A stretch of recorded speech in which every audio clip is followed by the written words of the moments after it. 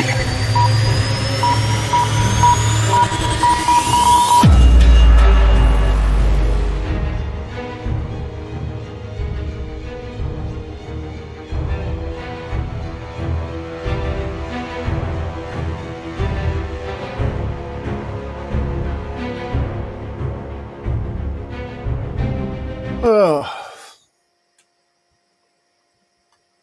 well, it looks We like are everything's live. through at top here. Huh? We are live. Yeah. Yay. I'm glad I'm alive. No topic. Joe can't come up with any topics. Hey, I'm not the only one on this show. You could come up with topics too. Oh, whatever. I was busy today.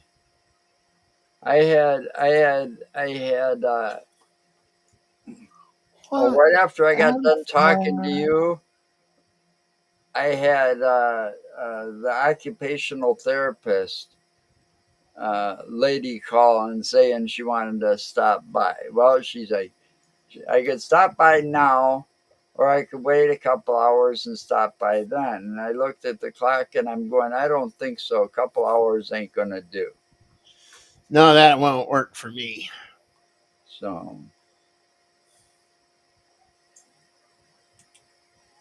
That won't work.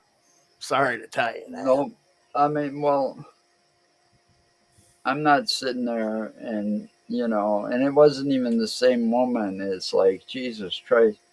You know, it, she's like, well, I don't know what you've been doing and then stuff like this. And it's like, so now we got to start this crap all over again. Because they couldn't send you the same person? Yeah, well, at least the same person, she comes in here and it's like she already knows what we're doing and what to expect. She's like, all right, get the, Mm-hmm. putty out and start working with it. And then, she's like, set up the typing test on the computer and let's see how you've improved and, things like that. Nope, this woman had basically no clue, no starting point, nothing. And it's like, come on. Yeah, let's just be fucking stupid about things.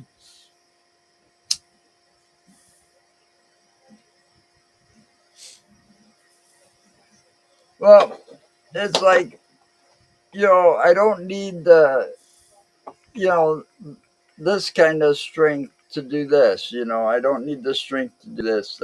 That's going fine. I need this, back to normal. The hand. So you can do this one again? No, fuck you. No, it's more because, I can type a lot faster with both my hands than just one. I've been reduced to henpecking like you. I've always henpecked. Never Yeah, said I well, could type. I don't like doing that, you know. So now it's like a lot of typing to put something on Notepad and then cut and copying, and pasting. Yeah. But I wanted to show you a true picture I found. A true picture? Yeah, you tell me this isn't like something true. Yeah, let me see. Hanging back over here to you. No, that would be true. Winner of America's drunkest state. Toll booth ahead, 3 cheese curds. Possibly. Yeah. I think that went up to 4 though, maybe 5 since it's been posted. No, yeah, it could be all the way up to 6 with all the tariffs now. Not to get political here, but that was That's funny. not being political. I You know, mean, considering how true that is, if you really want to find out if Wisconsin is truly the drunkest state, all you gotta do is hit downtown, during this time of year, maybe a little later, the State Street, and all the bars down there, and see how full they are. you know, and Mm-hmm. you've got, whoops, this fucking program when you share something and all of a sudden that happens. But, Yeah, and it you goes know, weird on you. you go to the small towns around here Mm-hmm. and you got maybe a couple of bars on one block, maybe two bars, three bars on the same block, and maybe four or five in the total small towns, right? Mm-hmm. You got down on State Street, you got at least two or three bars on each block on both sides of the street. So by the time you end up at the bottom of State Street, you've probably walked by 30 or 40 bars. Right. Easy. And they're all full of people. Mm-hmm.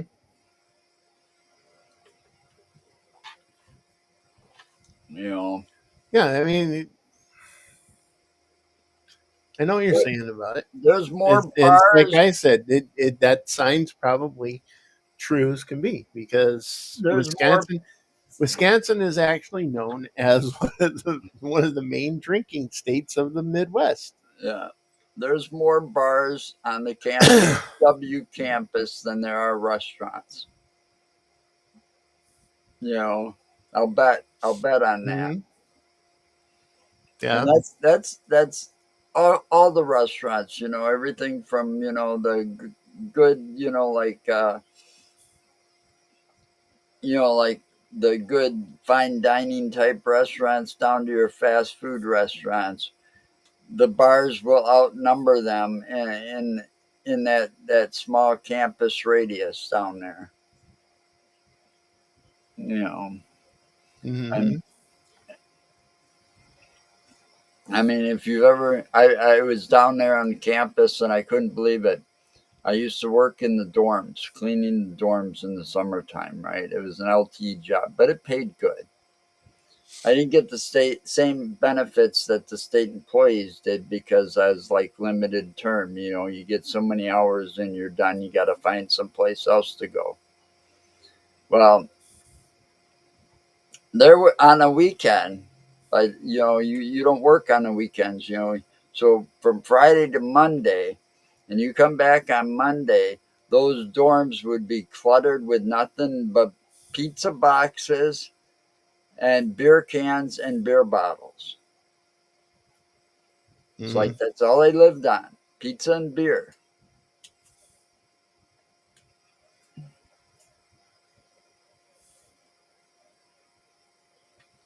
Had a strip club on.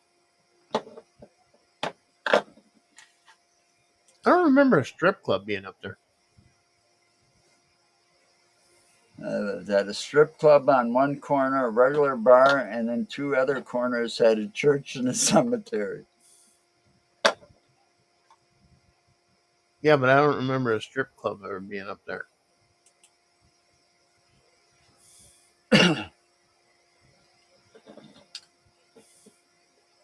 I've never really been in Appleton much, so I couldn't tell you.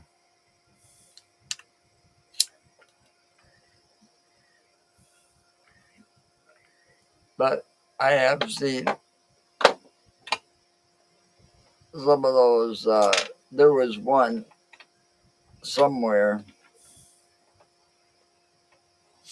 I can't remember where it was, but there was somewhere. There was a strip club. It was along a highway, not too far from here, and it had like that Las Vegas style sign to it. Hmm. You know, like when you first enter Vegas, it says "Welcome to Las Vegas." Hmm. Well, down by Elkhorn, there's strip clubs down there. There's gentlemen clubs.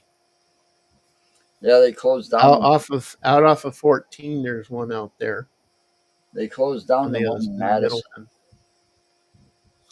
Middleton. Yeah, the one that was downtown Madison there. I believe that one's gone now. That's where a lot of our customers, or when we worked at Union, a lot of our we Visions. had one. Yeah, Visions. We had I a mean, guy that wow. was we had a guy that I always had to go pick up because he's a guy in a wheelchair, and he'd always go to Visions on Friday nights. Yeah. And I was working late Fridays all the time because we needed somebody, a guy, not a lady, not a woman, but a guy to go pick him up because he didn't want to get picked up until like 11, 12 o'clock because he was in Visions and he was having a good time. Getting those lap dances And I would in that I'd wheelchair. get in there, I'd get to go pick him up, and I'd have to go inside to get him. And of course, the guys at Visions got to know me, and they'd just, hey, how you doing? Yeah, he's over there. And he'd let me in, and I'd have to go and get his attention. And there's the women up on the stage dancing, doing their thing. I went to I that. always got to go in Visions for free when I had to pick him up on a Friday. I went to that place once with a couple of my buddies. We decided to kind of like No, the hoof, strip clubs are overrated. hoof it down East Washington Avenue. We were down by Milwaukee Street, and we started at the Union Tavern and started working our way up towards East Town. And then we Mhm. hit like what was that one? As Patty's. They used to sit in that little strip mall area with Walgreens, where Walgreens is now. But anyway, we got up to Visions, and you got a cover charge, a drink minimum, and all this. Mhm. And it's like we looked and turned around and said, fuck that. And we ended up at Rumors, and then we ended up at Club Lamarck. We didn't even stay. We didn't even walk. We didn't even pay the cover charge. It's like, it's worthless. I mean, when you consider that their drinks were like 2 or 3 times what a normal bar charged for Oh, the I know. drinks. I know. Even this Their was in, drinks were outrageous price, right. and This was in and the a lot of it 80s was watered too. down So I too. can imagine, yeah, and I can imagine what they'd be today. So we decided not to. But when I started working at Union, all right, Mm-hmm. I ended up, because I was kind of an airport person. I liked hanging out at the airport and getting some of these nice big fares sometimes. But I'd be coming out of the airport or going back to the So you got the airport, assholes. and I'd get a call to pick up at Visions or something. And oh my God, some of those guys, I mean, some of them were even out of, we had like, I had picked up like a, about 5 or 6, because I had the minivan that we used as a cab. And I picked up a bunch of bankers from out of town. They went to, they get, somehow managed to get the Vision. So I picked these guys up. And the next thing they wanted was a massage parlor. Well, that's the happy ending over there on Yeah, East there Wash. there was, yeah, right on the other side there was like that Asian massage parlor and stuff. Yeah, you go down. And It's it's just like down I on the got other side of the street. There you've got um, uh, well, I the didn't Geisha. It's the Geisha House. the only yeah, the geisha house. The only reason I knew these places was because I was a cab driver. Yep. I never went there You myself. liar! You liar! You know you went there for the But happy ending a few times. yeah, right. But anyway, they asked me That's if why there you're was laughing about it. they asked me if there was such a place, and the blah blah blah, and then they like, well, can we get your card? We want to, call you back, have you come back. And so I ended up with like just that group of bankers, and there was like 5 or 6 of them. I ended up at the end of the night, when it was all said and done, they got back to their hotel. I ended up with $200 or $300 in my pocket, extra, just from the bankers. That's That was above and beyond the meter, you know. But I couldn't believe How many people, yeah, I pick up at the airport, they'd want the strip club before going to their hotel, you know, Yeah. or it's like, take me to a hotel, check in, and then take me to the closest strip club. You know, they expected you to know where these things were too. Yeah. And we pretty much did being You cab know, drivers. and I thought after working security before driving cab, working security all these years downtown in the downtown area, that I saw most of the dark and you know, the seedy part of Wisconsin, Madison. Nope, nope, just drive cab once. You know, you go pick up at the. You when you drive cab, you see every little You know, place. I'll never forget when I was driving cab and I had to pick up somebody that worked at Red Letter News. Okay. Mm-hmm. And as you know, there was only that back parking lot to stop around there to pick up a passenger. So you pull in that back parking lot off Milwaukee Street, and I'm waiting for the guy. You know, I went in, and he knew I was there, and he was just finishing, Mm-hmm. you know, his register stuff or whatever he had to do. You know, and I said, okay, I'll wait outside, and he's like, yeah, just start the meter. I'll be out in less than 5. And so as I'm sitting there, got the window down, you know, smoking a cigarette, waiting for the guy. Fucking black woman comes up, and she's a fucking hooker. She I wanted to give you the happy ending in the back of the car. I tell you what, she tried offering you know, oh, 40 to, you know, and it's like, I don't think so. I'm working. And besides, she was a real ugly bitch too. I mean, my God, you'd think some of these hookers would take some pride in their looks. But yeah, it's like, You and then wouldn't think. it's like after that, I stopped taking all calls that took me to Red Letter News. I couldn't believe it, and I heard rumors about that kind of stuff.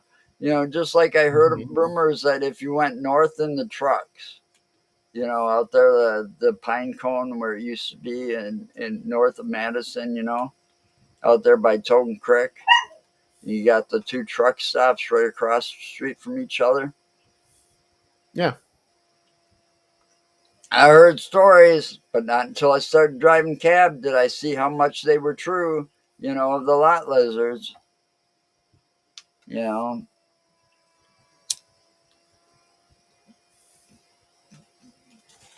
We've been jumping from semi truck to semi truck. Mm-hmm. That's okay. I seen actual lot lizards Yeah. because the kind of job I do, and I've actually stayed at the truck stops because of So they give you a happy ending? hell no. I kept them fucking doors locked. Well, I thought you said I you've ain't seen touching them. that. I thought maybe I've seen them. he I've had seen them them. come visit I've you at seen the them going hotel. from truck to truck. I ain't gonna fucking touch that shit. That shit's nasty. You catch stuff from that. But you'd think they'd have more respect for their bodies and at least, I Dude, mean, they some, could do something a crack dealer can't. They can wash their crack and sell it again. They're not gonna fucking have any respect for it. yeah. Ugh. But that's the kind of shit you wouldn't fuck with a stolen dick, No, you did not. No, I wouldn't touch that with a stolen dick. I agree. you know. But Easter this year, which happens to be Sunday, And it's on 420. yeah, my favorite holiday every I year. 420. You know, yeah, that whole thing has gotten stalled now. You know that? What's that?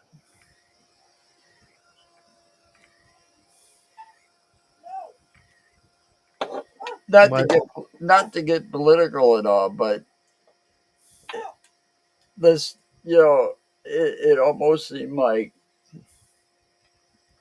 every year or so it would be on a ballot somewhere to legalize it in some state Mm-hmm. for medical or recreational use or both or whatever.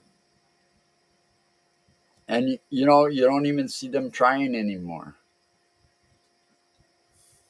I know why, because it ain't gonna get passed with the power that we have now. But it would have been nice if it would have become legal here in Wisconsin. But I don't see that happening too soon either. Nope. And not really. And and the thing is, there's the one place that we're real close to, that ever since we started doing the paranormal stuff, and the last couple of years, I think I've made the most trips ever, even more now than when I was driving cab down to the Chicagoland area, right? Mm-hmm. And you would think that would be a good thing. Boy, they charge the most for that. I'd rather, I wish I could go to Michigan just as fast as I could go to Illinois.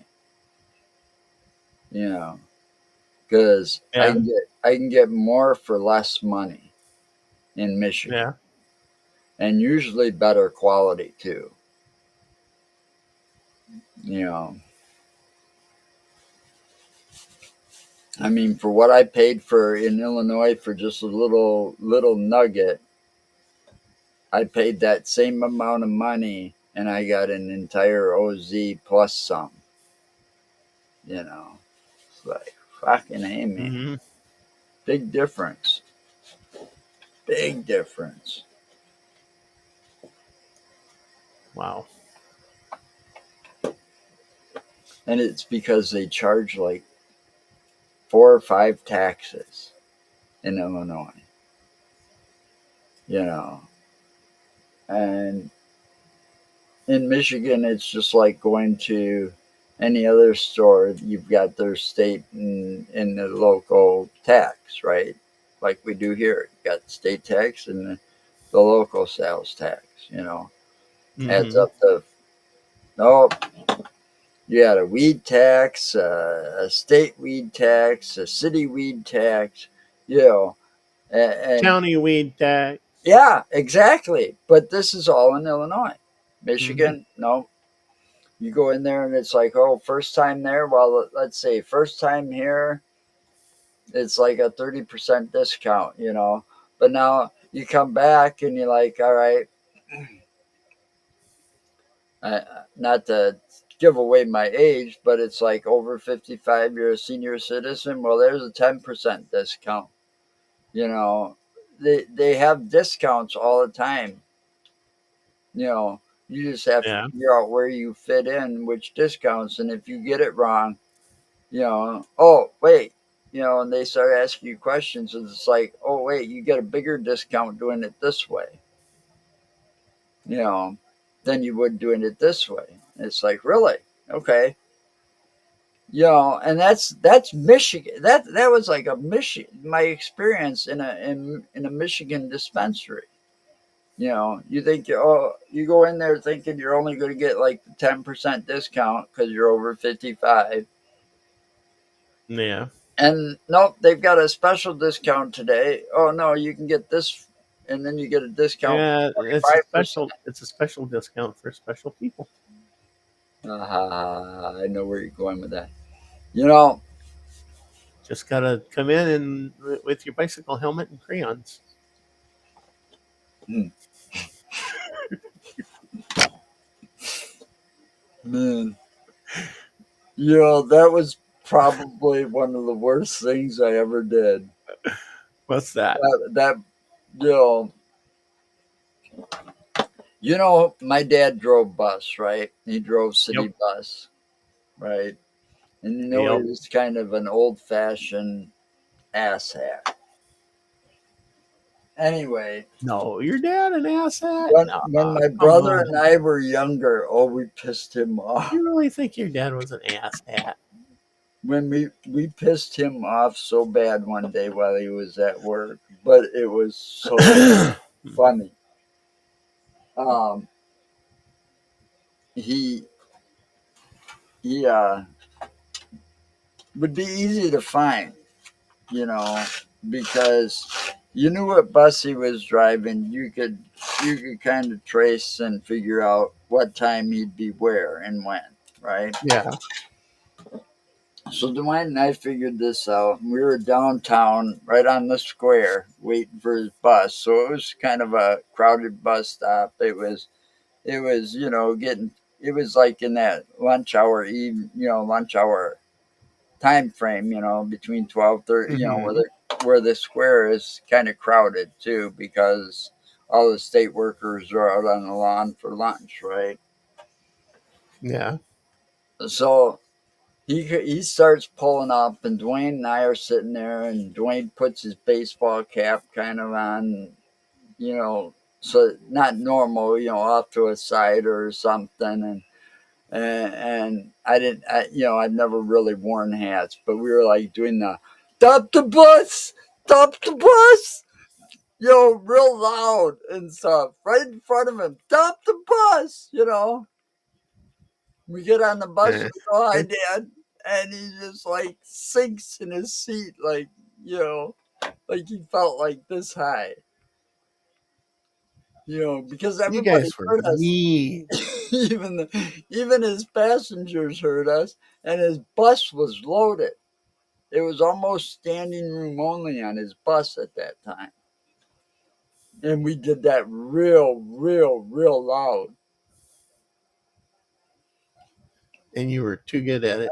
And you could imagine how Dwayne just really took that a bit too far, and I mean, we did shit like that to our mom all the time, you Hmm. know, but it never really bit us in the ass, except it did bite Dwayne in the ass later, you know, but you just didn't do stuff like that to the old man. He kind of got pissed off that day.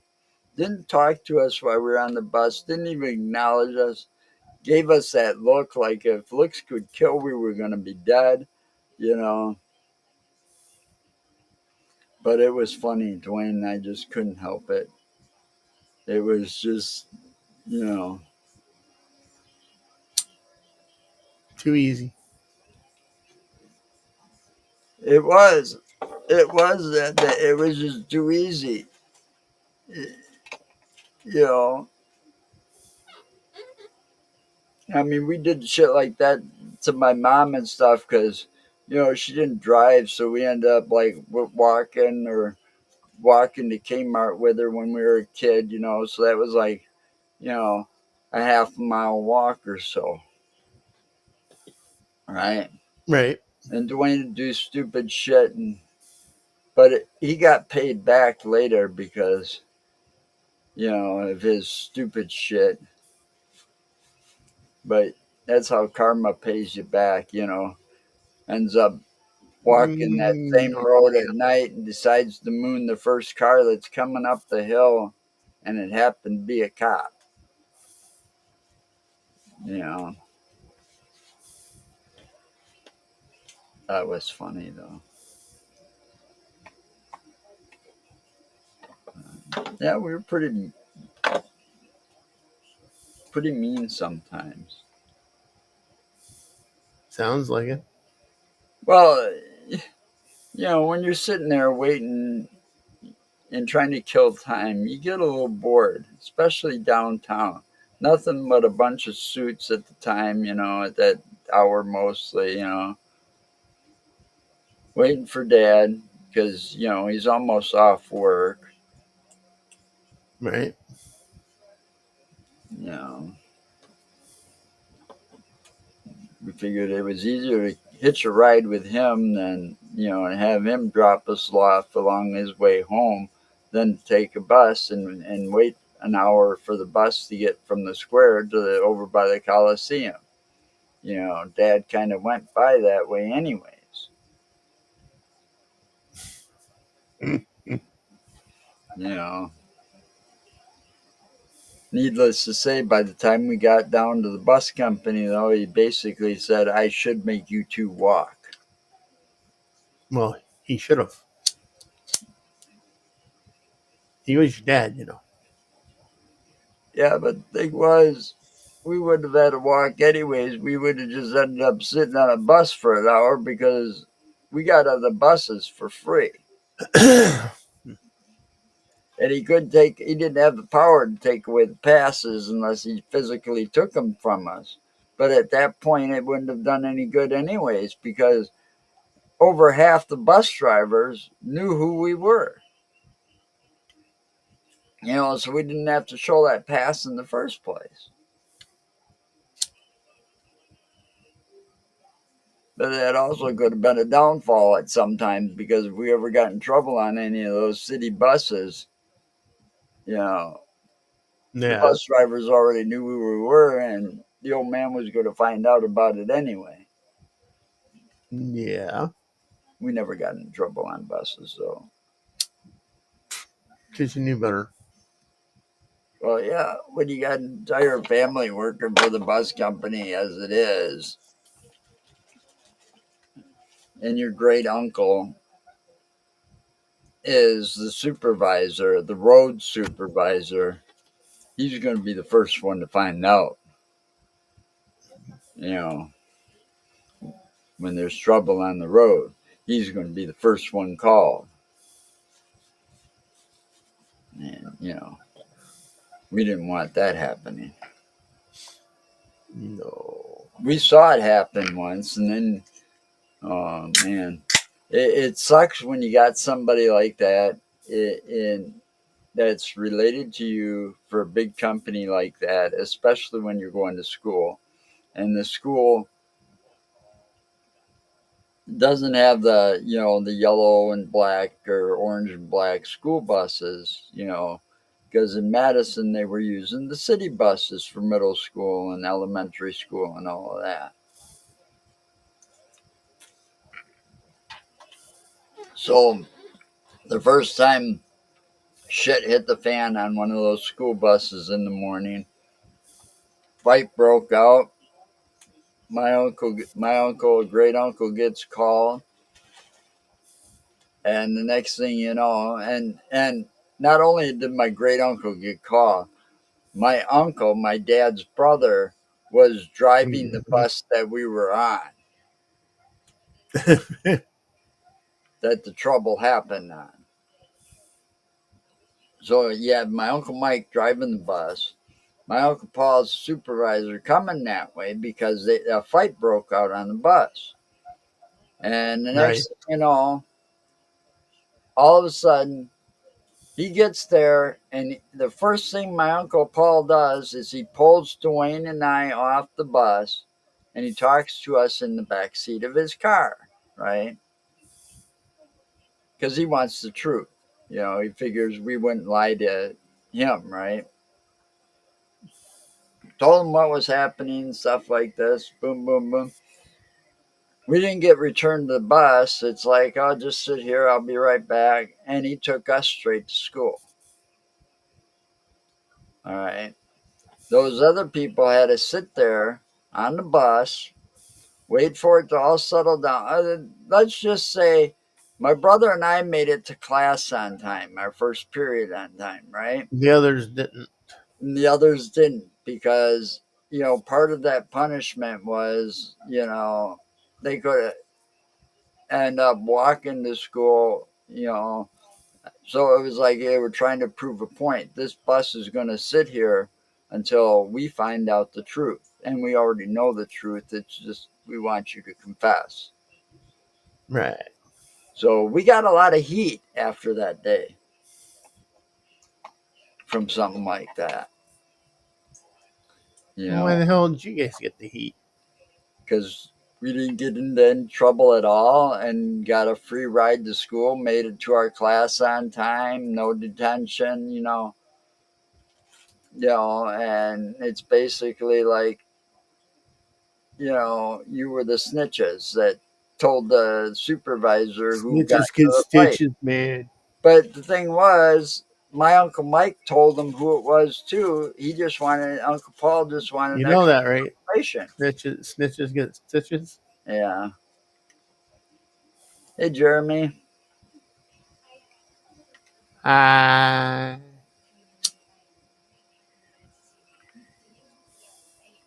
No.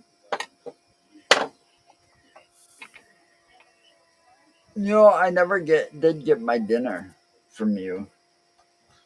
well, sucks for you, huh?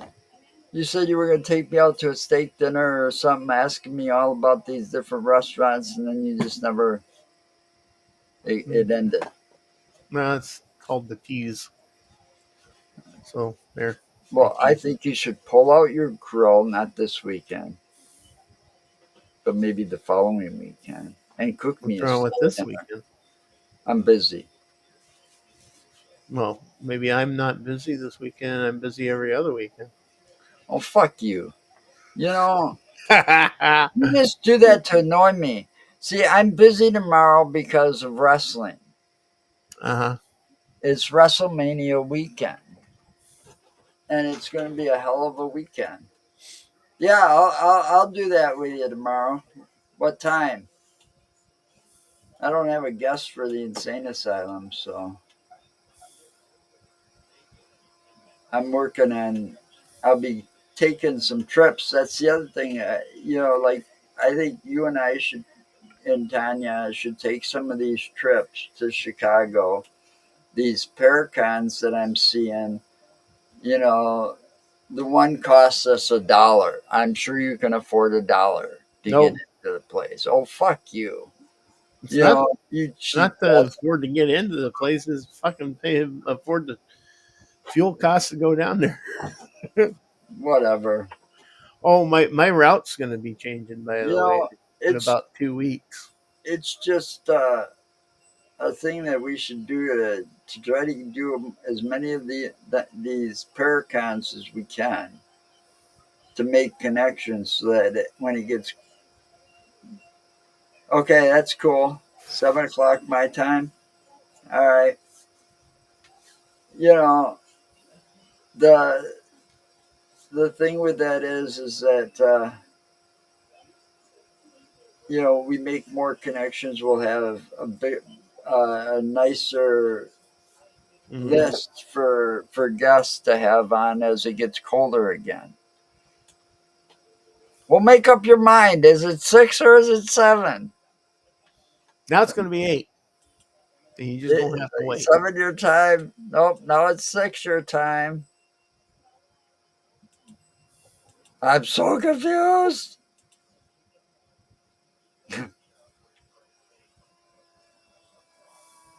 So, but there's a couple of good ones coming up in Chicago, and they don't cost anything basically, just the Mm-hmm. gas and time to go down there. For me, it's a way to get out of the house for a nice little road trip. Mm-hmm. Because I'm cooped up. You get out of the house every day. Trade you. You can go do my route.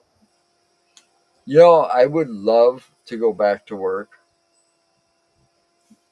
But the problem is nobody hire me. I thought about like uh, uh, applying to drive cab here in town. Yeah. Because they got cab company here in Watertown. Mm-hmm. Uh, but I really don't know Watertown well enough. Watertown's easy. You know, if I knew it better, I'd go and try. But The Now, water is easy. now at this point, with my hand the way it is, I don't trust myself driving our truck. You know, except to the dump. Hey, Tom, where have you been? You should be on here with us. To the dump. To the dump. To the dump. Yeah, well, that trailer really helped Humpty, us Humpty, Humpty, Dump. this past weekend. Before that trailer, that $200 little trailer that we bought, oh, that really helped. We got the whole driveway cleaned out of all that leaves and stuff that were swept up and been sitting there for over a year.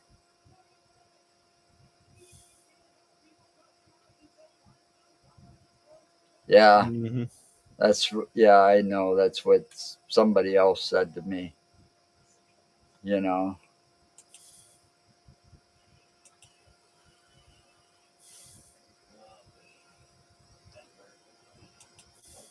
I'm wondering where Tom is. Tom, you should be here. You got the link. Yeah, where you at, Tom? You got the link. Where have you been for the past couple of weeks?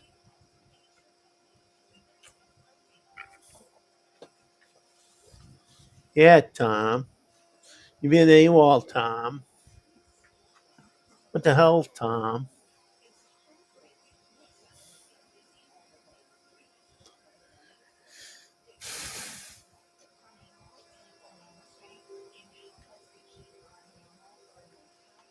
Dude, you didn't get that straightened out, man. Oh, that sucks. It took them a while to get mine straight, but now I'm on meds that keep it pretty well normal. You're normal? No, Since when? I didn't say I was normal. I said I'm on meds that kind of keep my blood pressure normal. Oh. Me in general, I'm never going to be normal. You should already know that by now. Besides, you're not a normal person either.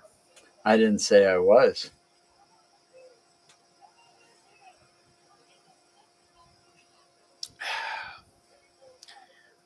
Dr. Pepper cream soda.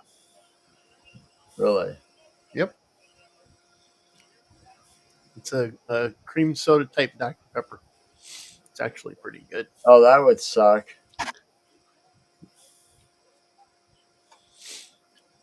Yeah, well, I already got diabetes, my friend.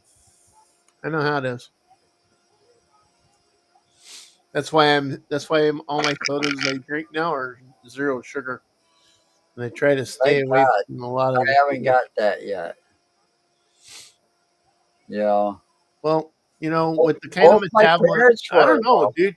You better make sure you're checked because every time like that right there. If Tanya come over and stuck you with something, you'd bleed green. I bleed green, so my Yeah. blood is green. Yes. Well, that yellowish green that Mountain Dew is, because that's what they give you for transfusions. Yeah. You know this. Well, see, I guess I'm just lucky. I never got diabetes. I not yet at least, but both my dad and my mom were diabetic. Well, that's Dad the main problem. Dad had to take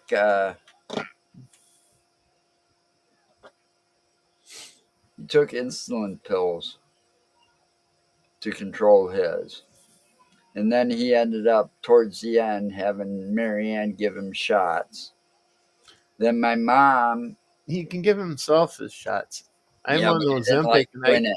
I'm on My mom Ozempic and did I that don't get all the any shots. time, but for a while she didn't like doing it either, and she had Deborah and I think April learned how to give Hmm. my mom shots because I wouldn't do it either.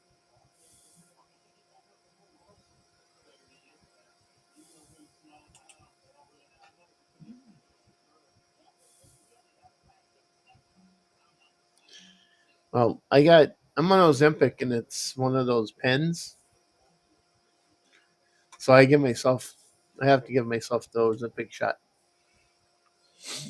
I just put it in my arm. That sucks. I get the same way though. Doctors say something, something with the blood work, and you gotta wait and see that. Yeah, I do end up stressing myself out, Yeah. worrying all the time. Mark knows this. Yeah. And a lot of times you don't need to. No, Hmm. A lot of times you stress out for nothing and you freak yeah, out for nothing. but with all the shit that's happened to me over the years, I have a right, you know, because it's better when I find out that, oh, it's not as bad as what it could have been. But with my Hmm. history, you know,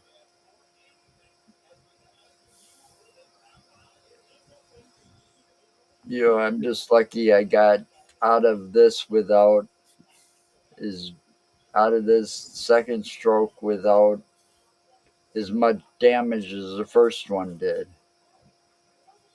You know, because the first one they had to keep me overnight in the hospital because I couldn't talk, I couldn't swallow without choking. I couldn't swallow water, just plain water without choking. You know, that was pretty rough. And this time it's just taken a long time for my hand to heal, and at this point, I'm almost thinking it may never get back to 100%. Which is going to suck if Yeah. that's the case. But at least it's not as bad as what my dad's hand was, where it was kind of looked like that. And if you went to shake it, and he couldn't move it out of that position, it was like kind of stuck like that. And if you shook his hand, and Woody Hmm. was the one that did it, shook it just grabbed his hand just a little too much to shake his hand. He dropped him to his knees because of the pain. Yep. I know. You know, and that basically kind of pissed the old man off because he was used to being a lot stronger than that, a fighter and shit like this. And I know. after that happened, there was a lot he couldn't do anymore, you know, and he got worse. But there was no way he could drive as much as he ended up retiring shortly after that happened to his hand. He retired from driving at the bus company, and he very rarely drove after that himself. It was like always Marianne driving for him.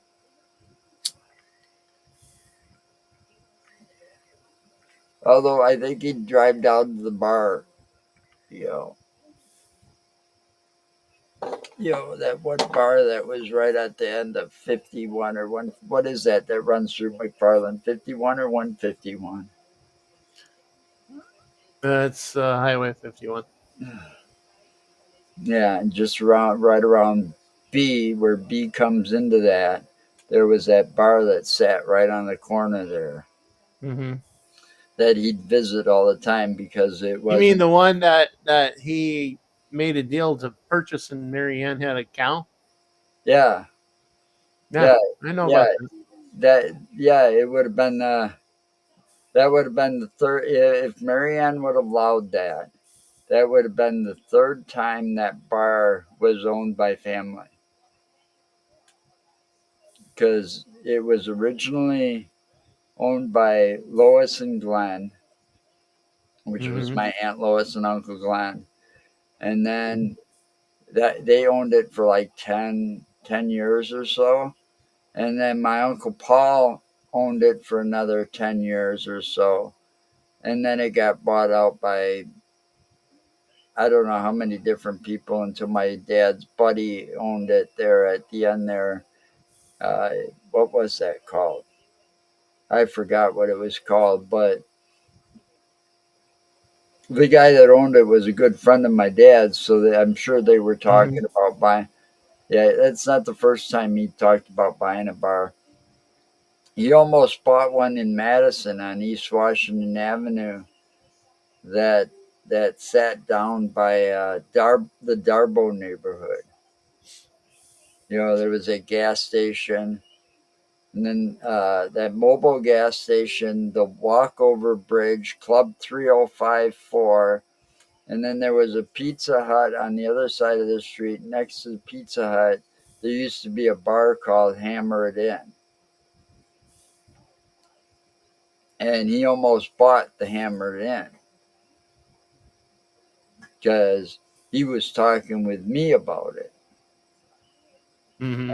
And he had other people in that, you know, he had a big meeting and he brought me in because he wanted me to manage the place. And I'm like, I don't think so. I says, I don't even like to drink. I don't like, well, that's the reason, you know, you don't drink. And it's like, you know, and second, there is no way I was going to manage a bar in that fucking neighborhood.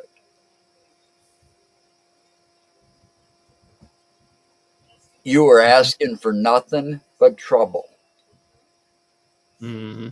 And he wouldn't have been able to do what he wanted. I mean, if he wanted to do a place like that, there was already too many bars like that in Madison. You know, I want to create a place for my bus driver friends to hang out at. They'd hang out there all but 1 or 2 days, and the next when they saw what was happening, they'd be like, "I don't think so. I'm never coming back. I'll stay going across the street from the bus company to the Avenue Bar." You know, Hmm. which, you know, those bars that were closer to the square and the bus company, that's where a lot of the city and state workers went to. You know, specifically because the Avenue Bar had good food. The Friendly Tavern had good food. You know, there was no way he was going to be able to compete with that, not in that neighborhood. You know, and that was the time that uh, Darbo neighborhood was really in bad shape. It's probably still in bad shape, but I mean, there was one time where I remember it was like in the late 80s, early 90s. It wasn't safe to walk anywhere near that neighborhood. Yeah. You know, I mean, you had neighborhood. There wasn't a neighborhood in Madison that I was afraid of until that time frame that Darbo was so bad. Yeah. I wouldn't walk anywhere near that neighborhood at night because it wasn't like some guy sitting there dealing pot on the streets. Okay, these were hardcore drugs and prostitution, you know, and these guys were always carrying, you know, you can bet that they had a firearm on them.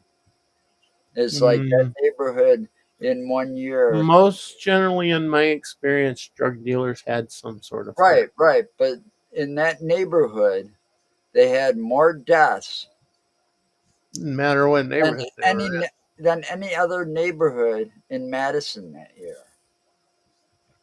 You know that they sent out this, they it was because of Darbo that Blue Blanket started in Madison, Hmm.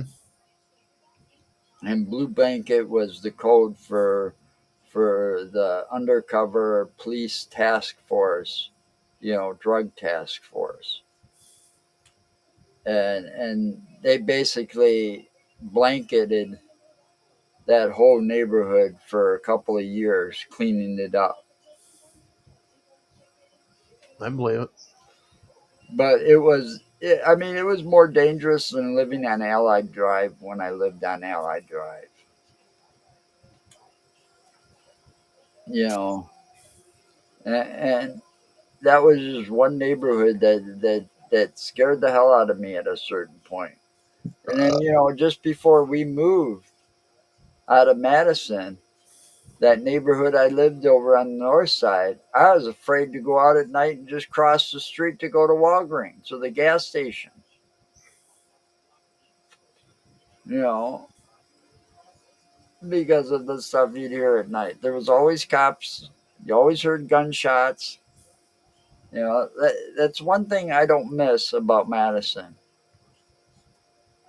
And living in some of those rough parts of Madison. Cops and the gunshots. Yeah. Well, I mean, it was super easy to get weed back then, though. But it's at the same time, you knew the type of people that were coming in and out of the apartment complexes. And it was scary. Hearing some of that shit at 1, 2 o'clock in the fucking morning. I mean, all I had to do was open my front door, reach out with my hand, knock on my next door neighbor, and say, "Hey, I need a dime bag," and it's like, "Here, $10." You know, it was good weed, but not like what I get nowadays. But still, it was that easy to do. Right. But you could imagine some of the people that were coming in and out of that place, in that building, and some of the fights that would break out. Oh my God. I don't think there was a night that went by that the cops weren't at the building that I lived in or the one next door to it. I mean, any given night, I could look out my bedroom window and see cops in the parking lot. You know, I mean, that neighborhood scared me after a while. And like I said, when I was growing up as a kid until I was in my early 20s, I wasn't afraid of any part of Madison, you know. Yeah, well, Madison's gotten bad compared to what it used to be. Well, a Like lot, any other place, every place has kind of gotten bad it's compared to got a what it lot to used do to with, be. it went downhill after they ousted what's his name, because he actually did good. There was two of them. They had two governors of Madison that did good. uh, and one wasn't the governor so much as a mayor, Soglin, but they did ousted him for drugs. And then what was the other one? There was another one. It was I like I think his don't name. remember. Oh, Tony Earl. They haven't had they haven't had people like that since then because they all got more concerned about making a buck than the neighborhoods and trying to I mean, that guy was like a guy that went down into those troubled neighborhoods and actually talked Hmm. to the people there that lived in those neighborhoods. And it's like, what can we do to help you? You know, you don't see that anymore.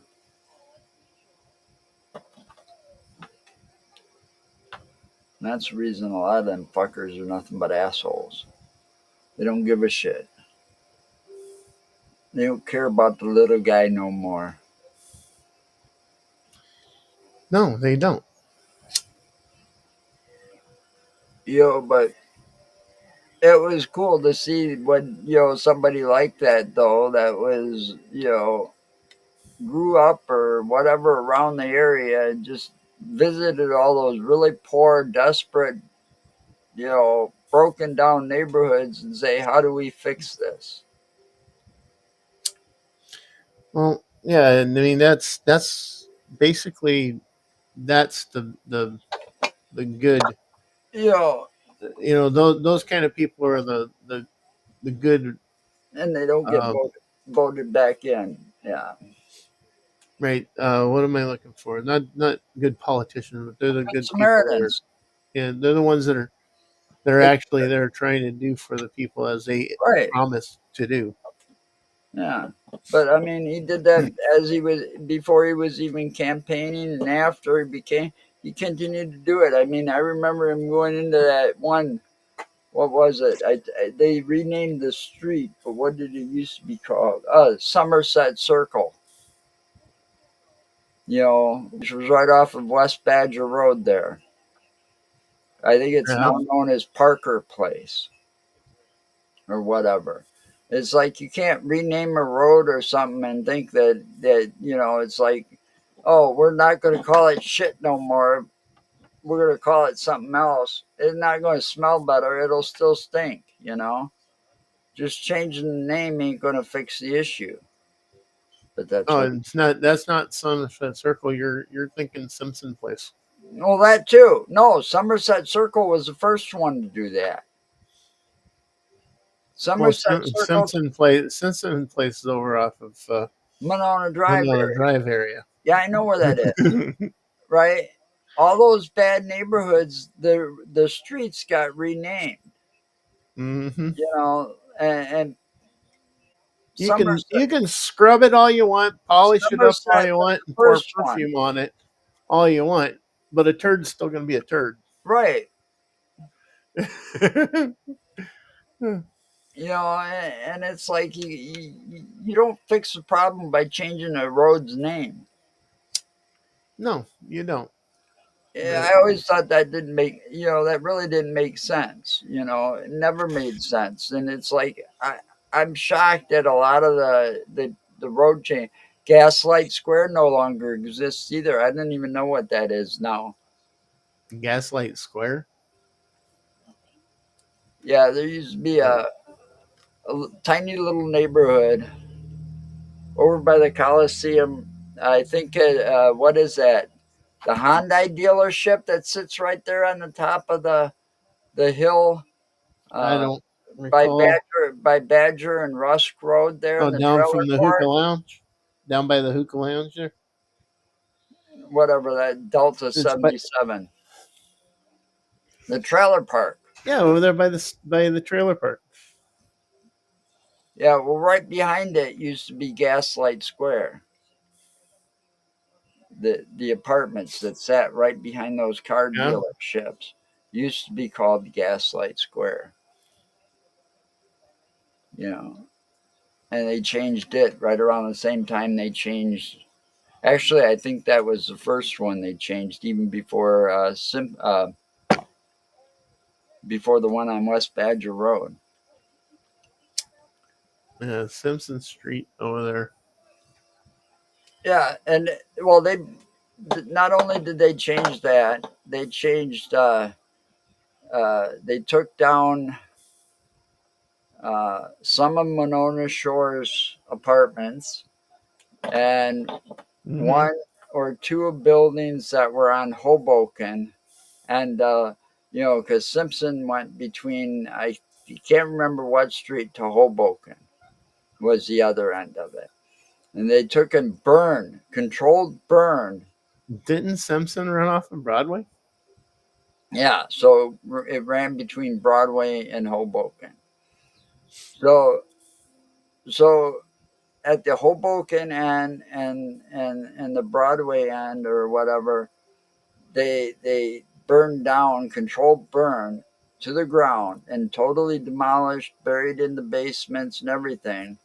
And what they assumed were drug houses, you know,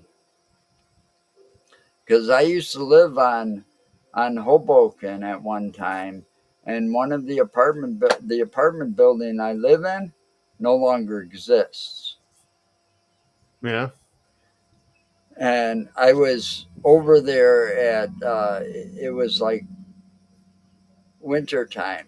I was over at Southtown, was still Southtown somewhat. It was still kind of a mall inside. And I was there doing some Christmas shopping, and they had a huge fire, and they were controlling. It was all over the news that night. They controlled burn the apartment building I used to live in because they assumed it was a drug house, and they evicted everybody and burned it all down, Wow. and then filled in the basement, so that it couldn't be rebuilt on. And to this day, it's like an empty little lot there. I think they extended the parking lot of the one apartment building that faces Broadway. You know, it's like that's not how you fix something like that. That doesn't work all the time because they're just going to move someplace else. And besides that, as far as I knew when I lived there, I tried so hard too. When I lived there, there was this old lady. She only drove the car in the summertime, twice a year to church and then to a cemetery, to visit her husband on their anniversary, right? But she had this old, beautiful, and she kept it covered because there was no garages, so it had a cover over it. But it was a Ford Fairlane. Ford Fairlane. Yeah, from like the 50s or the 60s. Beautiful car too. It was in beautiful shape. But Yeah. she only drove it twice a year in the summertime. Wow. Almost got that old lady to sell it to me one year. A lot of people were trying to get her to sell it. I mean, you didn't see cars like that in that good of shape. Nah, not But really.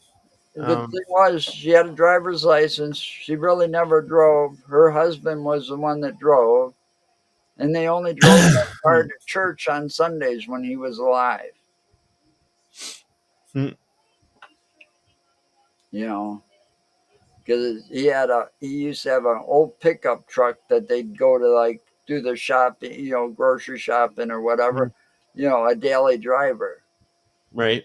But that car was only driven, once a week until he passed away, and then after that, she only drove it twice in the summertime.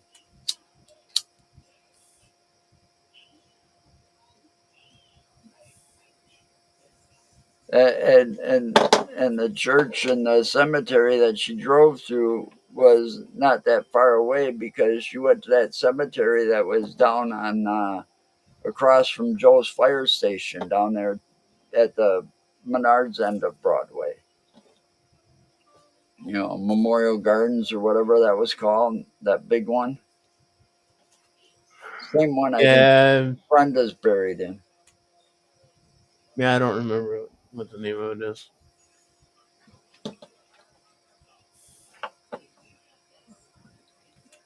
But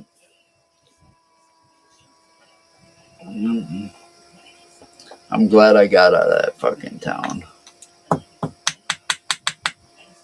What, Madison? Yes. There are parts of Madison that's not good for anybody.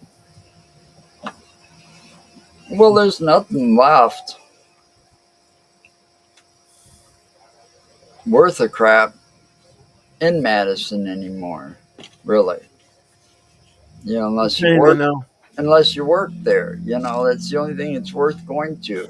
Because but all those stores that you would want to visit, you can find them in smaller towns just outside of Madison somewhere. You got Woodman's and Hy-Vee's in other towns. You've got, and what's left of Easttown and Westtown Mall, well, that's mostly for the rich. You Yeah.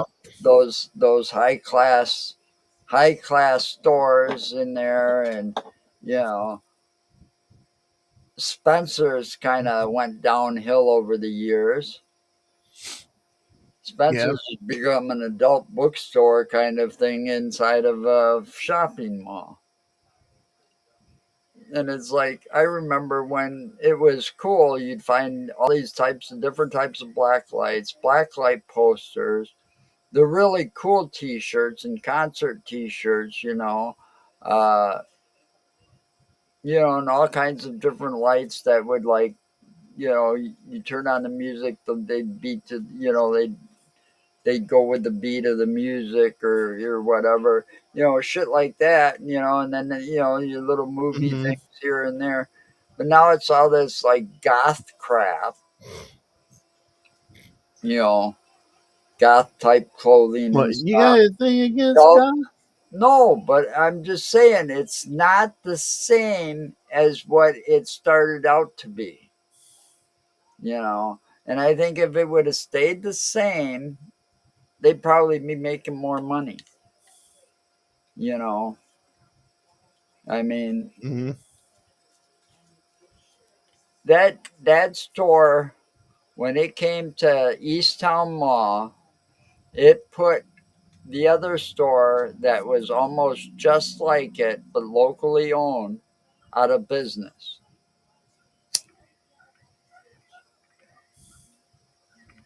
And that store was called like the Moon Fun Shop,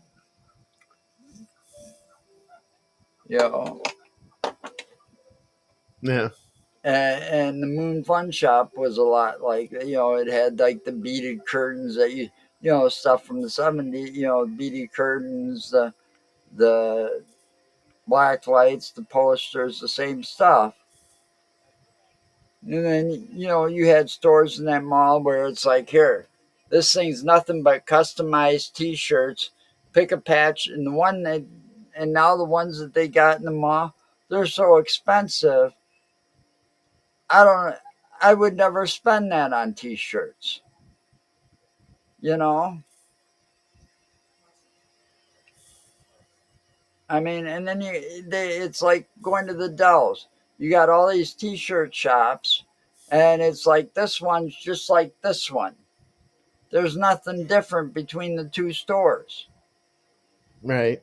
It's like they took the same store and stamped it 4 times in the shopping district of Wisconsin Dells. It's like, what the fuck did you do that for? It don't make sense. It really don't make sense to me. Why have 4 shops, big ones, all the same merchandise with the exact same sayings, the exact same sales, on a big shopping mall like that main downtown Wisconsin Dells? It just don't make sense. You know, I remember when you only had one of those t-shirt shops downtown. And then you had all these specialty shops. It's like, what happened to the specialty shops? You know? No, no. I mean, remember when you and I collected knives and swords? We were doing that kind of thing, and Yeah. they were real big, right? Bug. Yeah. We had the Bud. I Yeah, had they were big and everything, but I had the Bud K magazine coming to me and everything, right? hmm, so did I. Anytime I went down to or went up to the Dells back in the day, I could walk into all these different shops, specialty shops, and I'd find knives and swords, but not they wouldn't all be the same in each store like they are now. All Oh, right. now Now it's nothing's like you can individual. find the same knives and swords in this shop as you can in that shop, and they'll be over in this one over here, and all the same prices too. But it's nothing unique. Before, back in the day, man, I found a lot of my unique stuff up Hmm. there. You know, you I mean, it's all the same type of swords or the same movie swords or and it's like, come on, give me a break. You know, I used to find some very unique blades back Yeah, in well, the day up in the I still Dells. laugh at you because you have in your Excalibur.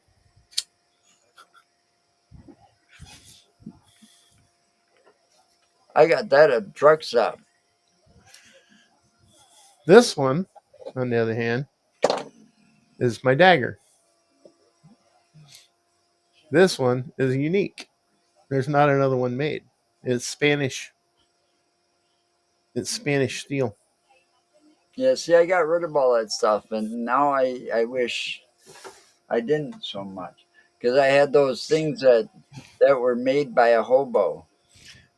And I actually have a Trail true ties that got turned into knives. I have a true katana sword too. It's not made by a like one of the major well known people, but it's an actual katana. Yeah, So the only thing I still have is Excalibur. That's it. and I won't ever sell my katana. Um, I used to have a ton of For belt one reason, buckles. I know how to wield that motherfucker. And I also used to have a ton of belt buckles. This is after moving and not being able to display stuff, and having to come up with money to do this or do that. So sold it a lot of it at a garage sale. But a lot of my belt buckles, the really cool and unique ones, I found in the Dells. Yeah.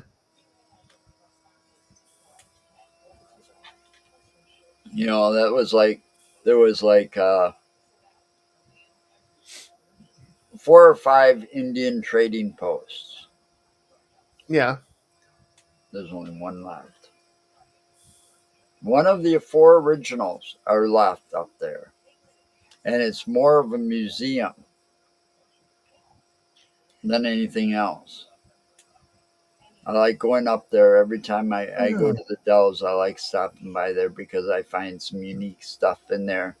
Because it's almost run like going downtown to like a collectible shop, or one of those where you've got multiple people and they've got stands inside there selling stuff, kind of like an indoor flea market, with antique stuff that you wouldn't find Yeah. anyplace else. you know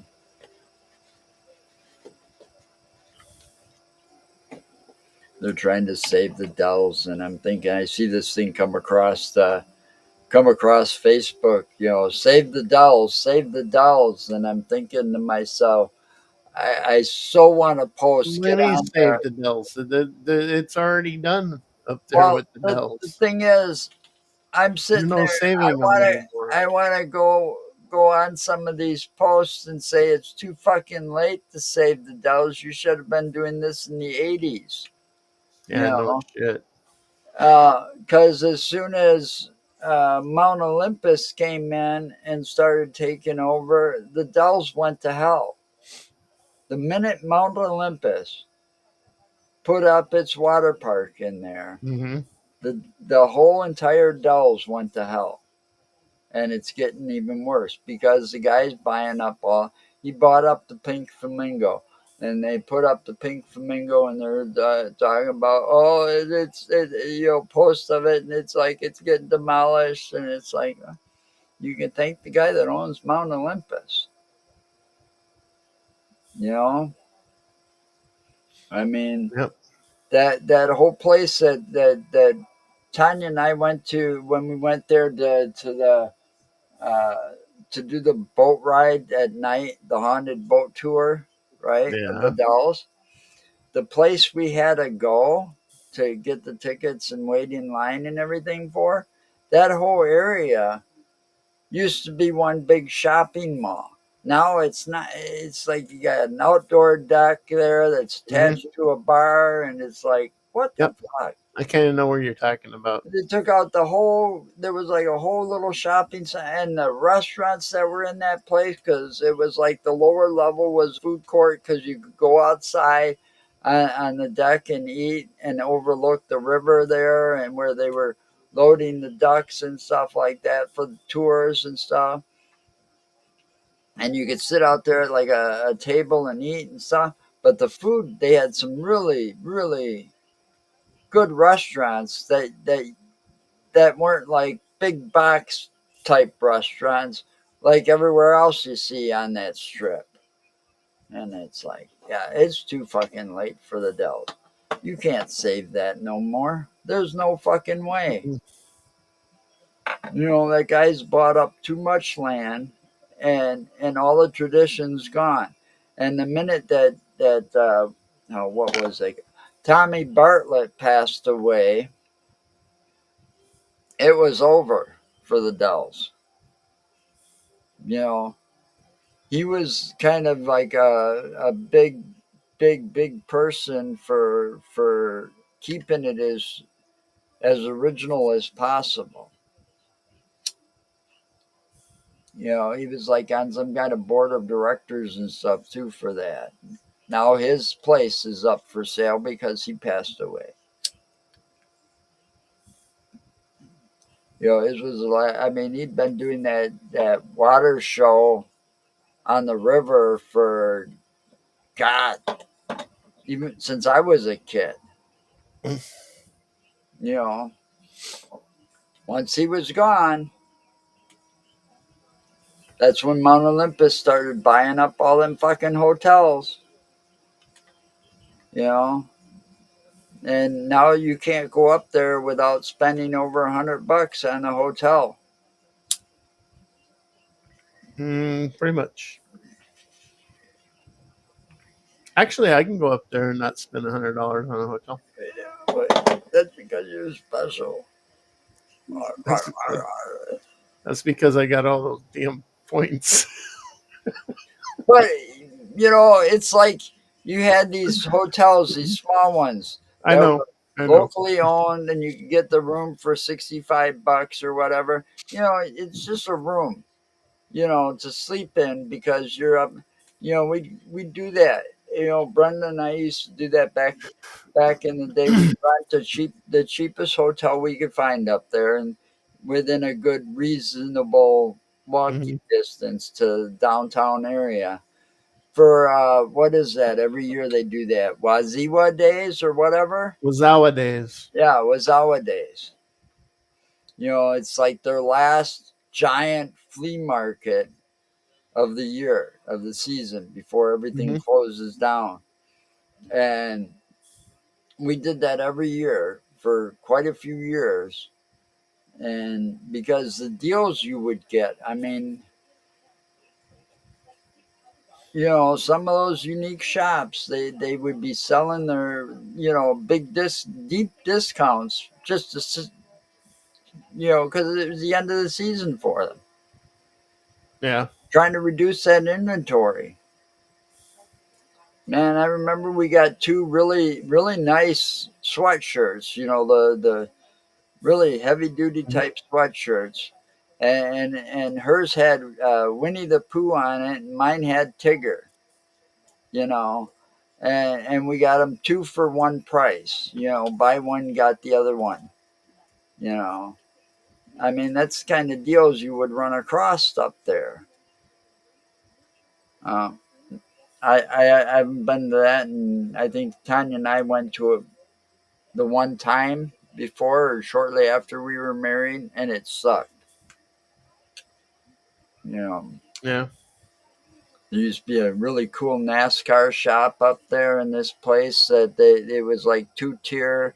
It looked very antique-ish type building, you know, two tiers to it.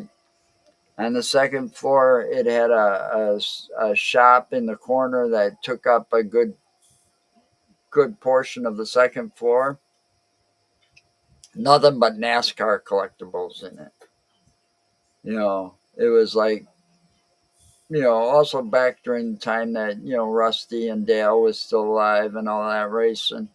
you know. So you had nothing but NASCAR collectibles in this place.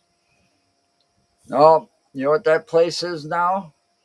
It's Hmm. more like an escape room, Oh, yeah, I think I know what you're talking about. you know, and some fantasy type Dungeon and Dragon type real life looking thing, wizard something or other. It's like, what the fuck happened here? You know, you know, but they're bringing back Mark's Big Boy. Well, what the fuck you gonna bring back Mark's Big Boy when everything else is fucking gone? Yeah, and it's all and everything else falling apart. Yeah, I mean, you know, you you could. I went by there. They didn't have the. You know, Mark was kind of sitting on his side on the roof. You know, they didn't quite have him up yet. Then the We next knew time, him as we knew him as Bob's Big Boys. yeah, right. In California, it was known as Bob's Big Boy. Hmm. Here, he was known as Mark's Big Boy. But they had him laying on the side. Then you know, what was it, like a couple weeks later, we were back up there, and the thing was standing upright on the roof, and you know, the things were up in the windows. The store was, you know, had all the furniture, you know. So they were getting ready to open up in like a week or two after that. It's like, you know, you got some of this tradition coming back, but all of it's going out. You know, it just doesn't make sense. I wish I was a fucking billionaire. I'd buy up a good portion of the Dells and just turn it back into what it was. Hmm. Yeah. You know, well, there was the coolest place in the world. Another cool place that don't exist up there. Right on that main strip where all the shopping's usually done, you know. Yeah, that Hmm. main strip. I don't know what the street's called, but it's right there by the dam, you know. And you get past the first block or two past the railroad tracks on the one side, there was this haunted house there, you know, haunted, they called it a haunted house, right? But they had this real kind of big looking animatronic type wolf out front of it that kind of looked like he was rabbit, you know, and stuff. It kind of reminded me of Woody's chest tattoo, the one with the wolf on and the castle behind it and shit. And nope, that place doesn't even exist anymore. And I swear that place was there for at least 40 years, maybe longer. And then there was the place where you could mine. They kind of like mine for gold, diamonds, or whatever rocks. There was mine that place shut down. They lost their lease. It's like, yep, Oh go. yeah, I know that place Yeah, because it was like the Dell's Mining Company or something yeah, like that. exactly. Yeah, It was the Dallas and Mining I Company. and That's what it was called. we went in there. Kayla and I went in there and did that before.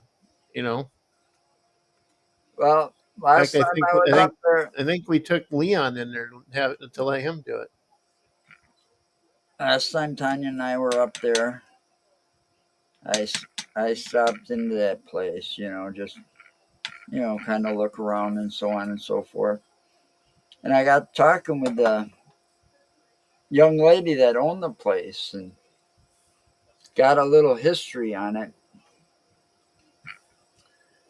At that time, their lease was about to expire because they told me what happened. They lost their lease. They haven't been able to find. At that point, they hadn't been able to find another spot. They didn't know what the hell they were going to do. But I was right because when we were talking, she was telling me how they used to be closer to the river area, Hmm.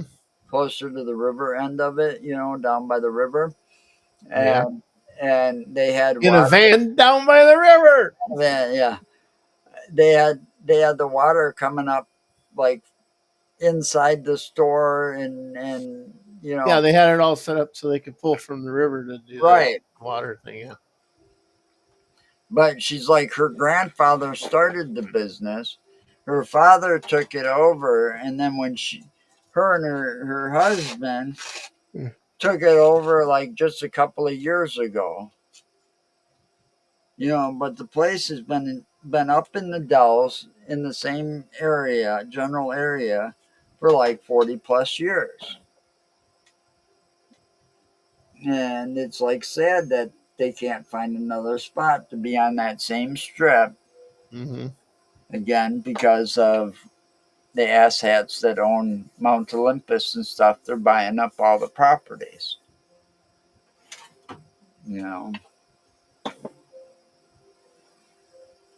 uh, it really sucks when stuff like that. I mean, back in the 70s and the early 80s, the Dells was probably the biggest tourist attraction and brought in the most money for Wisconsin. Wouldn't doubt it. Now, nothing but a tourist trap, and they'd probably get away with paying nothing in taxes because it's like just one guy or one company owns 90% of it. Nah, probably more like 80% of the Dells, but still. I mean, you used to see the big blue ox up there. What Mm-hmm. was that? Paul Bunyan. No, that place has moved. I mean, it's like there is so much tradition and stuff gone. It's too bad that one Indian post is so small. They go because some of uh, like statues and stuff that used to be out, and there were the signs that used to be out. That would be a cool museum, a way to make a museum if you get your hands on some of the really old signs or the really old like statue type things. Because they had that blue ox and Paul Bunyan there, and then you had Indian statues made out of wood, carved out of wood, all over the place downtown. I kind of remember some of that. Yeah, I remember there's a lot of that stuff that you knew about that wasn't there when I got out here. Yeah. A lot of the stuff you're talking about when you were a kid. I didn't know you when you were a kid. No, I but wasn't here when you were a kid. So a lot of that I didn't know about. yeah, I but only see, know that's what I also know from when I got here in yeah, but '93. see, but that's the sad thing is because you don't get to see what it was like. You didn't get to experience the house of the future, Xanadu. You know, now But I still got to experience stuff that was up a there. mini There's a golf lot of course stuff that sits was up there there. now. Storybook Gardens was gone. You know, a lot of things changed. It's like they should have never shut down Riverview Park and Waterworld. You know, because that was like one price for an all-day pass to two different parks. That was still there when you came around. Riverview Park and Waterworld probably was, but it's just things shouldn't. I mean, Madison's gone to hell too. Dude, everything's gone to hell. I mean, Madison had all kinds of things for kids to do and teenagers to do. Yeah, Now, it's all gone to hell. zero. Drive-ins are gone. We can thank the digital age for that. You know, the invention of the VCR and DVD player and all of that. Yeah, but that was inevitable.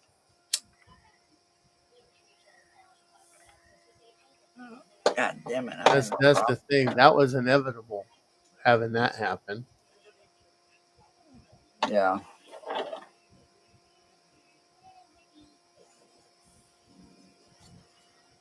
I think my pipe is clogged. Yeah, fucking A.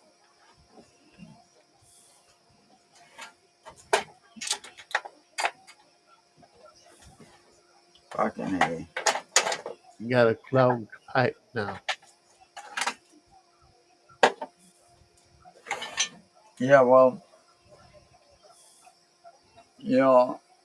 I'm hoping this year we have less problems than we had last year so that we can get out and do more, whether it's investigate places or just make connections at Paracons or just go seeing some cool roadside attractions.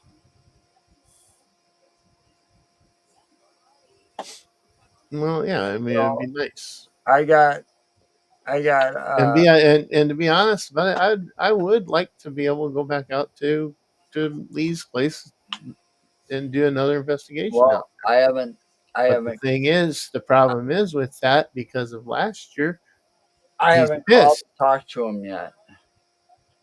I've right? got, And that was the whole thing. I mean, we were supposed to show up out there. We never made it because of yeah, other shit. I'll tell you more about that when we go off the line. But, you know, but I got like a bucket list I'm forming that I want to do before I pass away or before I can't travel as much. And there's a lot of trips to Illinois. All right. Then, not a whole lot of out of state stuff because that can get quite expensive and you know take up a lot of planning time. But I don't want to. It's kind of too late to see Graceland or anything like that. So I'm Hmm. more for wanting to go down like Route 66 and stop by the Pink Elephant Antique Mall and try the burgers from the 50 style diner that's part of that. Um, just experience some of those things, take some pictures, you know,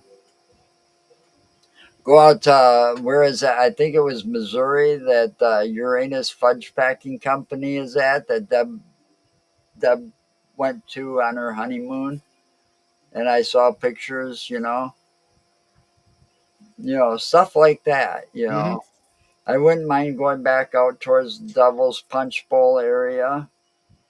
Because there was a lot of cool things out there, including the Devil's Punch Bowl. You weren't with us that year. I wasn't with you guys that time. Right. And back to the because we had a hard time trying to find things because of construction, but we did go out and about uh, um, that Big Cat Mountain State Park. Hmm. Yeah, so there's a few places around and in and around there that are really cool that I want to go back and spend some more time like filming and taking some pictures. There's a couple places in the Hmm. Dells that I found out about and that I'd like to take a look at, and take Yeah. some pictures and go down and explore. Things that just it ain't going to cost me money as much as it is gas and time. Lisa's got dinner going, and they can smell it up here. It's starting to drive me crazy. Oh, Yeah, so I the only thing I had to eat today was a bowl of cereal this morning. I made French toast. Well, you can French toast it all you want. I made myself some French toast this morning. Well, we've got things going just right around here, and Tanya and I have finally got a system down just right around here, so that we can keep things food in the house And because of doctor, there was one point where I had lost like I had dropped like 10 or 15 pounds when I I can saw. give you some of mine if you want it. I'd like to drop some weight. It's hard for So me. so I've been making myself, a lot, breakfast, trying to eat something for lunch. I'm trying to eat more during the day. So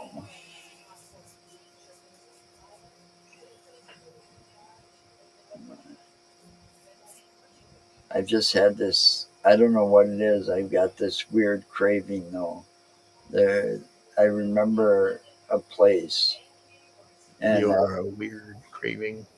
yeah, it's like I remember this place that I went to. I don't remember what it was called, but it was a sub place, you know.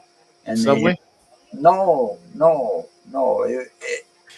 Jimmy John's? It wasn't a chain store. Big Mike's? It was a Or local Jersey Mike's? it was a local store. Elio? They only had one store. Cousins? Actually, Actually, it was called Cellar Subs, and it used to sit in the basement of some place on State Street, and, Ugh. and it was called Cellar Subs. But I don't know what it was, but they had this sub sauce, and it wasn't like mayonnaise; it was something else. Like maybe a Yeah. garlic infused ranch dressing or something, or whatever. But it was on almost every one of their subs, and and it was just amazing. Their subs were like amazing, and it was called Cellar Subs in Madison, and it sat on State Street, and it was in the basement of one of the buildings. And if you walked by and didn't know it was there, you'd miss it because they only had the sign, and it was just a Hmm. small red sign by the door to go downstairs, and it said Cellar Subs. That's it. If you didn't notice that sign, you would miss it completely. But the place was always packed, right around lunchtime or dinner time. You know, Hmm. they had a line coming up the stairs and outside sometimes. That's how busy that sub place used to be.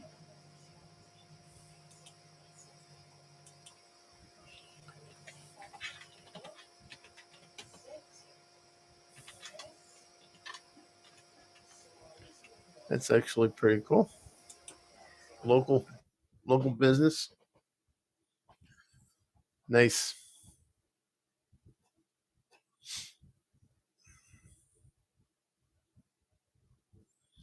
So anyway,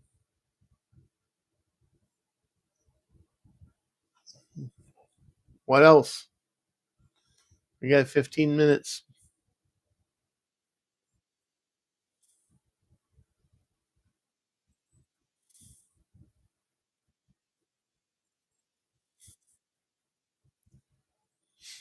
Yeah.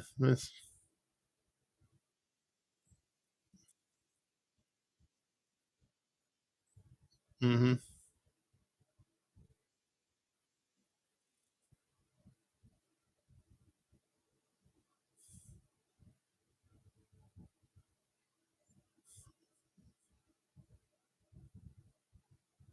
Hey, where'd you go? You're not on the screen anymore. No way. Oh, Now you're back. I didn't do it. I didn't do it. I brought my screen back over and you were gone. I don't know how you got off the well, screen. I don't know. I was trying to look this up, and every time I look it up to see photos of. You get weird shit happening.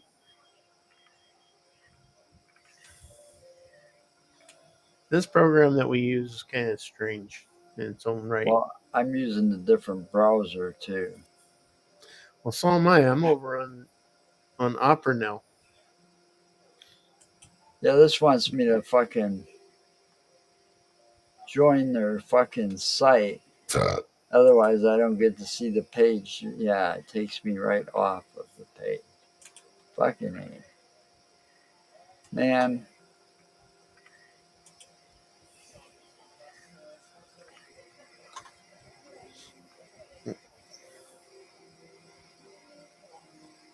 I had a place. It looked like, and it showed me a picture of the place and the subs, and I couldn't even bring up a picture because I'd have to subscribe to the fucking page, the paper.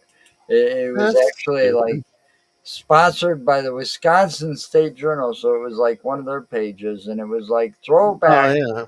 throwback pictures of restaurants from the 80s and 90s that no longer exist, in Madison. And I click on it and I get to scroll through the first picture or two, and then all of a sudden, subscribe now. And if I click, I'm not going to subscribe, it totally changes that page I was on, so I can't see the pictures. And it's Right. like, yeah, fuck you. You know, I mean, the first picture wasn't so. I mean, if I still want an A&W, there's still one or two of them around. So A&W is like kind of like a falsehood. You know, so I couldn't even get past scrolling past it because they had this big like silo type tower that looked like a big mug or whatever of root beer, and then you scroll down, and that's when that thing says subscribe now, because you're scrolling down to see the next pictures, Right.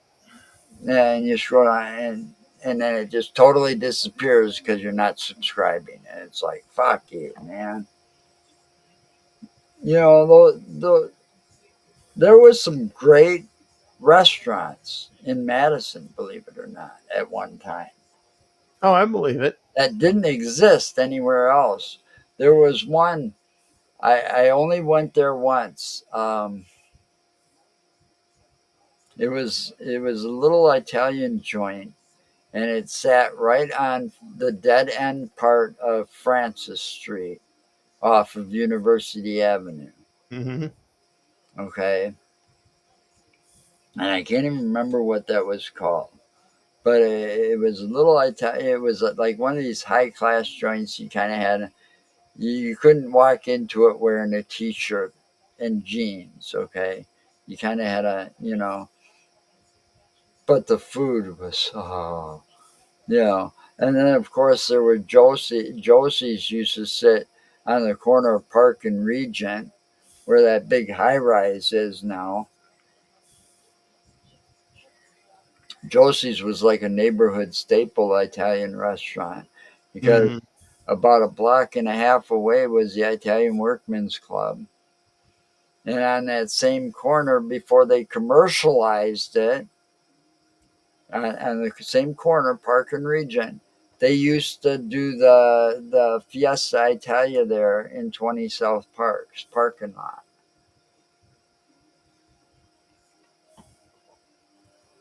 That whole neighborhood was called the Greenbush neighborhood. And then you had over on um,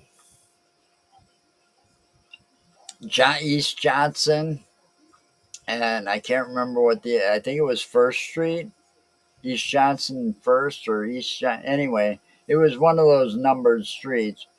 Used to be Stevens Restaurant, right? That place had my dad took me there a couple of times. Had the best prime rib. It was really, really good. And Hmm. it was a restaurant that was kind of like a bar restaurant together. And they had all these Elvis Presley porcelain type wine bottles all over the place in there. It made Madison newspapers and the magazines several times just because of those statues that used to be in that place. But the food That prime rib was just, oh my God. I've never had anything like it since.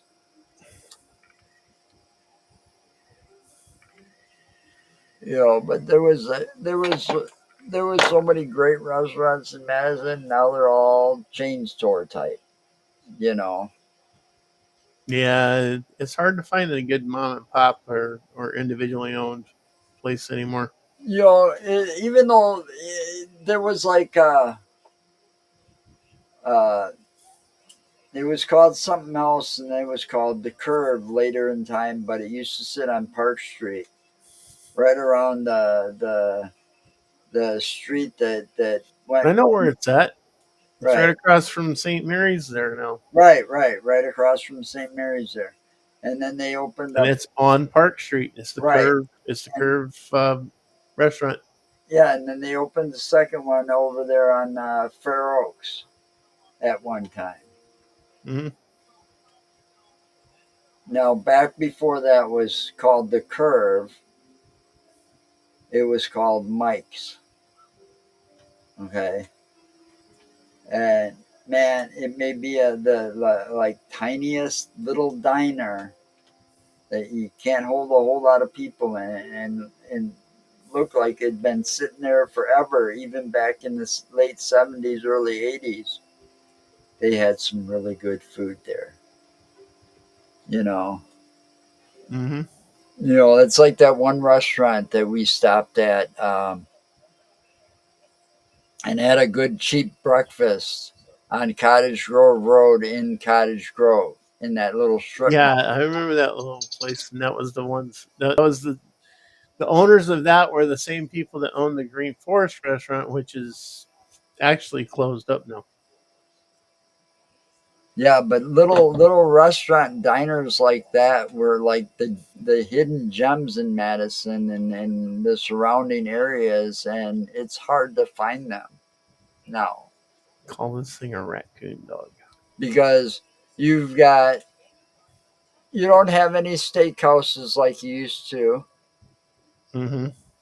The one that used to sit on Sherman Avenue closed down like earlier this year or late last year.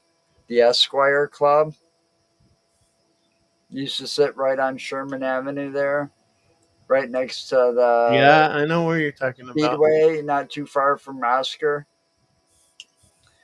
That place closed down. That place was a The Madison. Esquire's gone now.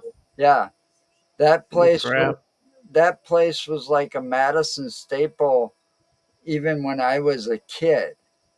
You know, people would have weddings there and stuff. But the food was good if you ate there, especially Yeah, for the but it was French expensive. fries. Well, yeah, most restaurants like that were, but you had little steakhouse type The restaurants. Esquire Club, or the Esquire was fairly expensive. Well, yeah, it was high class. You couldn't wear jeans and shirts, t-shirts into that place. They wouldn't allow you through the front door. Hmm. But you don't even have those like locally owned little diners too much anymore in the Madison area. Yeah, I mean, to find a place like that, you have to go way out of town. Hmm. In some cases, we got one here.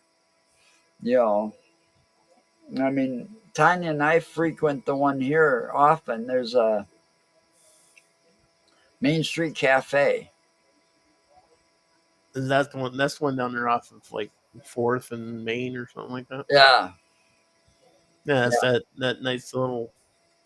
That's actually a nice little restaurant down there. They leased or bought the building right next to them and opened up more space. So they've got more dining So they're a little bit space. bigger. So they're a little bit bigger now. That's cool. But their prices don't change. I mean, Hmm. I'd go there any day over the Pine Cone. Okay. Hmm. Pine Cone's a truck stop. Pine Cone's about the same as going to Denny's. But this little restaurant Did They've you got, just compare the pine cone to Denny's? yes, You're an idiot. because the prices and the food's about the same. No, it's not. No, it's not. The pine cone is better than Denny's. You know, The pine cone's better than Denny's. It's always going to be better than you Denny's. must have been to a bad Denny's then. But No. anyway, I've gone to a really good one though. Yeah, I've been to good ones, and Anyway, I telling you, the pine cone's better. but I think the my favorite is like these little restaurants that are like, you know, Mm-hmm. been in this town forever, started here, been in the same spot, blah blah blah, owned by the same people, same family, whatever. But it's like you can't beat the prices. You know, you go to Pinecone or Denny's or someplace else, you're going to pay a lot more for the same thing.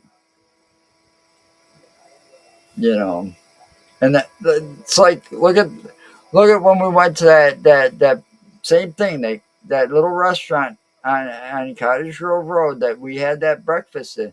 That Yeah, was a in cheap Cottage breakfast. Grove. That was a cheap That breakfast. was We could inexpensive, and it was a really good breakfast. we could have never got a breakfast like that at Denny's or Pinecone and paid that much. We would Well, have no, paid more than that. right? No, I agree with you on that.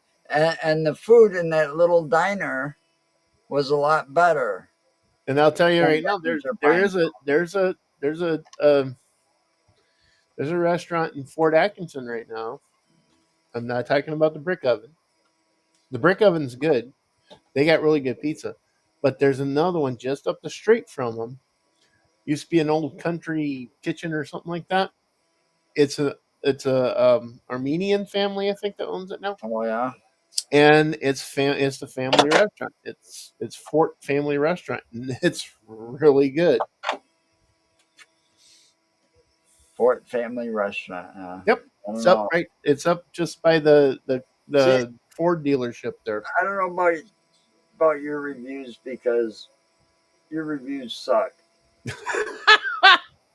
Not like yours are any better. You know, you tell me, "Oh, this pizza's really good," and it's like, I didn't like the brick oven. Brick oven pizza is good. That other place that you're talking about, their pizza is greasy as fuck. It looked like they put a fucking slab of lard on it before they threw it in the fucking oven. Uh, no. Why would I want to eat a fucking pizza that'll give me You heartburn? know, It's just like Rockies. Rockies sucks like dog because for one, they actually, oversauce it, and for two, it's actually, greasier than fuck. see, the thing is, I know we're gonna go over, but oh well, fuck them. I don't care. No, At I this want to get point, done. So I want to go eat. you know, places like Rockies and Pizza Pit and stuff like that, they will never be as good as they once was because when Rockies started out in the 70s or whenever they started in Madison on Gilman Street there, because that's where the first Rockies ever was just a block off Madison or block off State Street in Madison. Back in that era, the 70s and the early 80s, Rocky's Pizza was really good. So was Pizza Pit, and Pizza Hut. Pizza Hut had that personal pan pizza that was just, really good. Pizza Hut had a problem Nowadays, too of having a lot of greasiness to it. nowadays, their pizza sucks Yeah, compared to what it used to. Rockies. I'm sorry to tell you, dude, but Rockies sucks because, The like I the said, they oversauce it. the only thing I like They put about way more sauce in there than it needs, and the, then there's two the things I like about Rockies. I don't know what pepperoni and sausage they use, but that shit's greasier than fuck. Well, I do like the sausage. I don't like the pepperoni because it's gotten spicier over the years. Spiciness doesn't bother me. It's the fucking grease that comes out of it. And uh, but I'd still do like the breadsticks if I get them fresh out of the oven.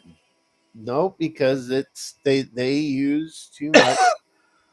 They just use too much. Their pans, they grease them too. They put too much oils in there. And if they really wanted to do it right, they'd use olive oil. They wouldn't use the fucking Well, vegetable oil shit. they cut costs over the years. And that's the main problem right there with a It's lot of like these places. They you cut the go, goddamn costs, you tell me something, you go back and say so their it quality was goes downhill. say it's like 1980 or 81 when you and I were in high school, right? If you had off campus and you went to a McDonald's, the burger was probably real nice and juicy and stuff like that. Now it's like chewing on leather. Back back then, McDonald's didn't cook their shit and put it under a heat oven for they everything was done fresh right off the griddle. Well, it wasn't frozen meat either. No, it was all fresh right You off the saw fucking griddle. you saw a semi That's why truck. back in the 80s, that's why back in the 80s and 90s, McDonald's was actually good. Now it sucks. You saw a semi truck in their parking lot every morning Yeah. delivering. You know, same with But see, Burger King. that's the whole fucking problem with all And of these fast food shits anymore.